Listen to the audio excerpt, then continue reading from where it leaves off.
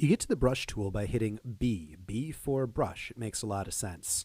And in order to use it, you click and drag, and it will form a brush in whatever color the foreground color is. So if this were blue, it would make a blue brush stroke. Now, similar to other tools, you use the right square bracket key in order to increase its size, and the left square bracket key in order to decrease its size.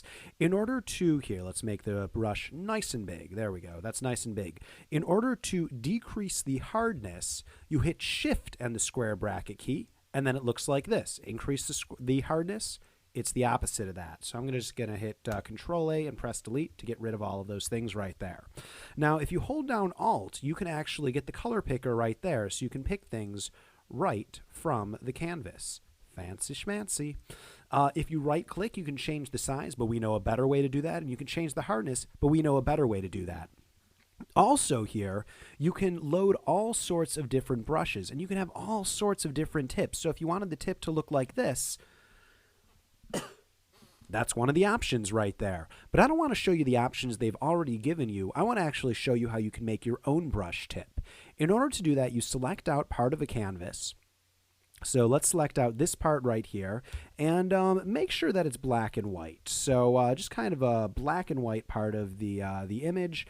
This is color correction, so hopefully you already know how to do this. If you're just going through these tools linearly, you're not going to know that, but I will assume that you have that basis.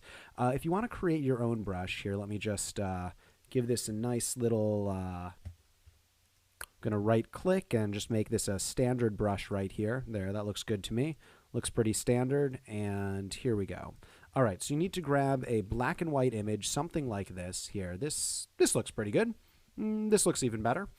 And what you do is you go to Edit, Define Brush Preset, say Sampled Brush. Oh, that's the opposite of what I wanted right there.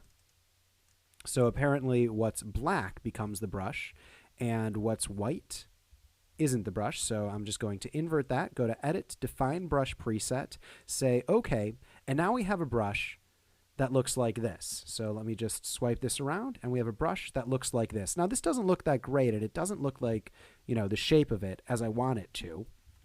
So I'm going to go into the brush menu. In order to find the brush menu or the brush window, you go to Window, Brush, or inside of the Options bar, if you have brush selected, you just click on this icon right here. And then I can do all sorts of things, such as have the size jitter from stroke to stroke. Have it so it has a bit of scattering. So now when I do this, that happens. I can even have it so there's a bit of an angle jitter. So here we go. You can change the tilt of the X.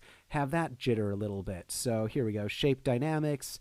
Play around with these. Here we go. We got the angle jittering a bit. We can even change the color dynamics if we want to do that a little bit. So you can have it so it swishes between the foreground color and the background color. So there we go. And let's foreground background jitter, have that going. We'll have the hue, the saturation, the brightness. We'll just have it jitter all around right here. Let's see what happens. There's a lot of options to play with, and we're not going to get into all of them. You can get some nice textures this way just by creating a brush tip. Instead of having it so it's different every time you lay down the brush, you can actually have it so even within a single brushing, it's applied per tip. So you'll notice that here, within a single thing, every single tip is a different color. So that's one more thing right there. Just that little checkbox right there makes that difference. You can see how it just has a random color every time. All right. Another tool inside of the brush palette is the pencil tool, and you use this. Here, let's do something that's a little bit blacker. Same thing, square bracket in order to increase. You use this very similarly to the pen tool. In fact, I know very few people who use it just because the pen tool is a better version of the pencil tool. So not that many people use the pencil tool right here. Color replacement tool, the way that this works here, I'm going to go back to where we started here.